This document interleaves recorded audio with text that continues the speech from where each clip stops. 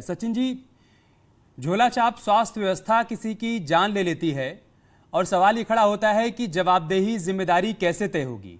ये कैसे तय किया जाएगा कि इस मौत के लिए जिम्मेदार कौन लोग हैं? वो जिन्होंने गलत प्लाज्मा दिया, गलत प्लेटलेट्स दिया, या मौसमी का जूस दिया, या फिर वो जिन्होंने गलत तरीके से इसको चढ़ाया, जिन्होंने बगैर ये पुष्ट किए कि असली है नकली है उसे मरीज को चढ़ा दिया। सचिन जी,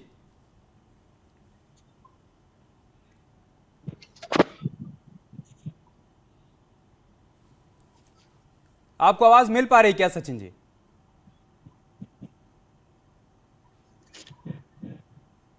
ठीक है, दुरुस्त करिए उनका कनेक्शन, उसके बाद बताइएगा। सर्वेश, सवाल ये है कि देखिए जो यहां पर राय साहब कह रहे हैं कि अभी जांच होने दीजिए, सैंपल जाएगा, जांच के बाद रिपोर्ट आएगी, उसके बाद तय होगा कि असली था, नकली था, प्लाज्मा था, प्लेटलेट्स था। तो फिर सवाल ये है कि पुलिस किस आधार पर यह पहले ही तय कर दे रही है कि मौसमी जूस नहीं था, यह खराब प्लाज्मा था? और दूसरा सवाल ये, क्या पुलिस प्रशासन और प्रयागराज स्वास्थ्य महकमे की जिम्मेदारी यहीं पर समाप्त हो जाती है कि इन 10 लोगों को गिरफ्तार कर लिया गया, हॉस्पिटल को सील कर दिया गया, या फिर झोला छाप स्वास्थ्य व्यवस्था के खिलाफ आगे और एक्शन प्रयागराज में देखने को मिलेगा? जी, निश्चित तौर पर अमित, ये सवाल अपने आप में बिल्कुल जायज है कि आखिर किस आधार पर पुलिस और प्रशासन ने ये कहा कि ये ब्लड कैसा था। दरअसल डीएम ने साफ तौर पर प्रेस कॉन्फ्रेंस में कहा है कि जो पकड़े गए अभियुक्त हैं उनसे पूछताछ में ये पता चला है कि वो ब्लड बैंक, एसआरएन अस्पताल के ब्लड बैंक से प्लाज्मा लेते थे और उसे प्लेटलेट्स बनाकर बेचते थे। उन्होंने इस आधार पर कहा, उन्होंने कहा कि इसकी जब साइंटिफिक लैब से रिपोर्ट आ जाएगी उसके बाद वो आगे की जानकारी देंगे। दूसरी बात, जहां तक कार्रवाई की रही तो अभी भी प्रशासन का ये कहना है कि इस रैकेट में जितनी बड़ी मछलियां हैं, अगर किसी अस्पताल की संलिप्तता है और कौन कौन लोग हैं उसको आगे वर्कआउट किया जाएगा। और सबसे बड़ी बात है कि करीब इसी महीने जो है, पिछले महीने करीब एक यहां पर जो है अवैध रूप से ब्लड बैंक चलाने वाले गिरोह का भी पर्दाफाश हुआ था, जिसमें 12 लोगों को गिरफ्तार कर जेल भेजा गया था। वो कार में अवैध तरीके से ब्लड का धंधा करते थे, यानी कि जरूरतमंदों को खून देने का काम करते थे, जो कि एक रैकेट पकड़ा गया था। अगर उसमें सख्ती की गई होती शायद ये स्थिति नहीं होती। लेकिन हमारे साथ जो मृतक हैं प्रदीप पांडे, उनके ससुर हैं सतीश चंद्र त्रिपाठी जी, उनसे हम बातचीत करेंगे अमित, और उनसे जानेंगे क्या लगता है आपको कि किस तरह से ये एक तरह से अमानवीय भी है और एक तरह से हत्या की गई है। सर, हमारे दामाद की मौत साधारण नहीं है, बल्कि उनकी हत्या की गई है। साजिशन, बहुत बड़ी साजिश थी इसके पीछे। हाँ, पैसा और कहते तो हम और पैसा दे देता ओरिजिनल खून के लिए, लेकिन उन्होंने धोखा दे करके 25,000 के लिए 5 यूनिट के लिए रात में दबाव बनाया हमारे ऊपर, परिवार के ऊपर, कि आप 3 यूनिट हम दे चुके थे, वो ओरिजिनल था, एसआरएन का था। हमारी बिटिया, हमारा बेटा और हमारे दामाद के बड़े भाई ये 3 यूनिट लेके गए, और वो भी 8-8 घंटा लाइन लगाने के बाद। फिर उसके बाद जब हॉस्पिटल में वहाँ दिया गया तो 3 यूनिट उन्होंने चढ़ाया, तो 17,000 से उनका 49,000 प्लेटलेट्स पहुँच गया। तब एक सतीश शाह नाम का लड़का वो आया, अब पेशेंट से कहने लगा कि आपको यदि प्लेटलेट्स की ज़रूरत हो तो 5 यूनिट मैं और दे दूंगा। हाँ, क्योंकि हॉस्पिटल वाले कहे थे कि 8 यूनिट आपको लगेगा, चढ़ेगा। तो हमारे पास 3 ही अवेलेबल था, तो उन्होंने कहा ठीक है, तो कहा हमारे खाते में 25,000 रुपया ट्रांसफर कर दो। अमित, मैं आपको बताऊं, एक बड़ी बात अभी आपने कही है कि मरीज को प्लेटलेट्स कम थे, 3 यूनिट इन्होंने एसआरएन अस्पताल में, जो कि मेडिकल कॉलेज का अस्पताल है, वहां पर लाइन में लगकर खुद लिया था, जो कि सही था। वो मरीज को चढ़ाया जा चुका था, उससे उसकी सेहत में सुधार हुआ था और प्लेटलेट 49,000 काउंट हो गया था। और यहां पर सबसे बड़ी बात यही है कि अस्पताल प्रशासन इसमें कोई गड़बड़ी कर रहा था, क्योंकि 49,000 प्लेटलेट, जितना मेरी जानकारी है, पर्याप्त होती है। चूंकि पैनल में डॉक्टर साहब बैठे हैं, उसके बाद जरूरत नहीं थी प्लेटलेट की, लेकिन अस्पताल प्रशासन ने दबाव बनाया और कहा कि 5 यूनिट की और जरूरत है, और 5 यूनिट प्लेटलेट अस्पताल ने दिलवाया था। यह बड़ी बात है कि अस्पताल प्रशासन ने, और उसी वजह से सतीश चंद्र जी भी कह रहे हैं कि उनके दामाद की हत्या की गई है। यह सामान्य घटना नहीं है। अगर वो पैसा चाहते तो पैसा देने को तैयार थे, लेकिन इस तरह से गलत प्लेटलेट नहीं चढ़ा जाना चाहिए। तो आपको लगता है, पूरी तरह विश्वास है कि गलत प्लेटलेट चढ़ा गया? 101% सर हत्या की गई, 101%। तनिक भी सुबह शक है ही नहीं। पूरा ये सब पैसे का धंधा है, और इनका बहुत बड़ा पॉइंट है ये सर्वेश। इसी पॉइंट पर मैं शशांक जी से जवाब ले लूं। शशांक जी, प्रदीप के रिश्तेदारों का कहना, उनके ससुर का कहना है कि मौत नहीं है, हत्या है। अब सवाल है कि पुलिस की तरफ से जो एफआईआर दर्ज की गई है उसमें तो हत्या की धारा है ही नहीं। मैंने आपको पहले भी कहा कि इसमें हत्या की धारा होना, गैर जातिन हत्या की धारा होना, 302 होना, 302 के बाद जो 299 और 300 में ये आता है, हाँ। यह तो दूसरा विषय है। पर इसके पहले वाला विषय बहुत जरूरी है, जो उनके परिवार आरोप लगा रहे हैं कि इनको हत्या की गई है या नहीं की गई, ये इन्वेस्टिगेशन का विषय होगा।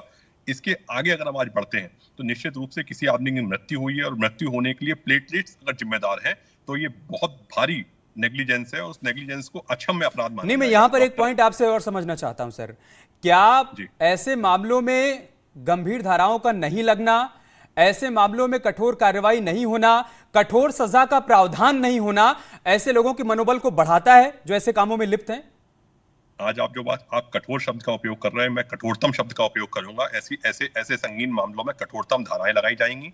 वो इन्वेस्टिगेशन का विषय है, उसको पुलिस निर्णय देके पुलिस निर्णय लेगी। धाराएं आगे बढ़ भी सकती हैं, मैटर में चार्जशीट में बढ़ सकती हैं, बयानों में बढ़ सकती हैं, कई रूप से जो आरोप लगाए गए हैं। क्योंकि इसमें जो मुझे एक बात प्राकृतिक रूप से दिख रही है कि मृत्यु उसने क्यों की है, क्यों करवाई है, यह विषय नहीं है। विषय है नेग्लिजेंस किसके पार्ट पे, डॉक्टर के पार्ट पे है, हॉस्पिटल के पार्ट पे है, या तीनों लोगों के पार्ट पे है, या एक पूरे गिरोह के पार्ट पे है। तो जो आपने पहले कहा, जैसे भारत में किडनी रैकेट चल रहा था, ब्लड रैकेट चल रहा है, आजकल प्लेटलेट रैकेट्स चल रहे हैं, इन रैकेट्स को कंट्रोल करने के लिए पुलिस की एक अहम भूमिका होती है। उसको डिस्ट्रिक्ट के अंदर, स्टेट के अंदर बहुत स्ट्रिक्ट सर्विलांस रखना चाहिए कि भाई किसी तरह की अपराध ना हो। और आम आदमी, गरीब आदमी को विशेष रूप से, जो डॉक्टर को भगवान मानता है, जो हॉस्पिटल को अपना सर्वोच्च और सब कुछ देने के लिए तैयार रहता है, उसके लिए अगर ये घटनाएं होती हैं और ये देखा जाता है कि किसी कारण से किसी की मृत्यु हो जाती है, तो उसको ना ईश्वर माफ करेगा, ना न्यायालय माफ करेगा, ना ये परिवार की को इसकी क्षतिपूर्ति कभी हो पाएगी। ये बड़ा दुर्भाग्यपूर्ण रहा है और जो कठोरतम कार्रवाई इसमें की जानी चाहिए, जिससे कि राज्य में इसका भय का वातावरण व्याप्त हो किसी के अंदर कि भाई कोई भी गलत काम हम कभी नहीं करेंगे। डॉक्टर सचिन मित्तल से हमारा संपर्क हो गया है।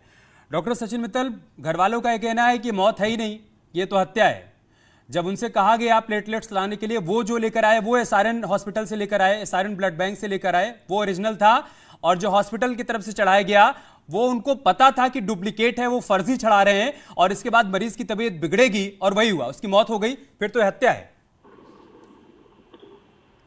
देखिए, अगर इस तरह के जो मामले हैं जिसमें जब भी हम किसी पेशेंट को हम कोई ब्लड या कोई प्लेटलेट चढ़ाते हैं तो उसको हम 2 बार क्रॉस चेक करते हैं कि क्या सही ग्रुप का वो प्लेटलेट है या नहीं है, मैच कर रहा है या नहीं कर रहा है। उसके बाद ही वो पेशेंट को चढ़ाया जाता है। पर अगर इस पूरे प्रोसीजर में कहीं लापरवाही हुई है, या तो वो प्लेटलेट ओरिजिनल नहीं थे, या उसको क्रॉस चेक नहीं करा गया है, तो ये हॉस्पिटल के पार्ट पे लापरवाही है। बाकी जब इसकी पूरी तरह से इन्वेस्टिगेशन होगी, क्योंकि ये काफी गंभीर विषय है, इन्वेस्टिगेशन में हमें ये पता लग जाएगा कि गलती कहाँ पर है, क्या हॉस्पिटल की गलती है, डॉक्टर की गलती है, या कोई मीडिएटर जिसने उनको प्लेटलेट गलत सप्लाई की है उसकी गलती है। ठीक है, क्योंकि नॉर्मली इस तरह की जो ब्लड प्रोडक्ट जो हमारे, इसी पॉइंट पर एक बात तो बिल्कुल साफ हो गई ना कि हमारे देश में, हमारे प्रदेश में ऐसे तमाम हॉस्पिटल्स चल रहे हैं जहां पर यह सुनिश्चित नहीं किया जा रहा है ब्लड चढ़ाने से पहले, प्लाज्मा चढ़ाने से पहले, प्लेटलेट्स चढ़ाने से पहले कि ओरिजिनल है या नहीं है। इसका मतलब है कि सिर्फ एक प्रदीप की जान चली गई है तो इतना ये बातें हो रही हैं।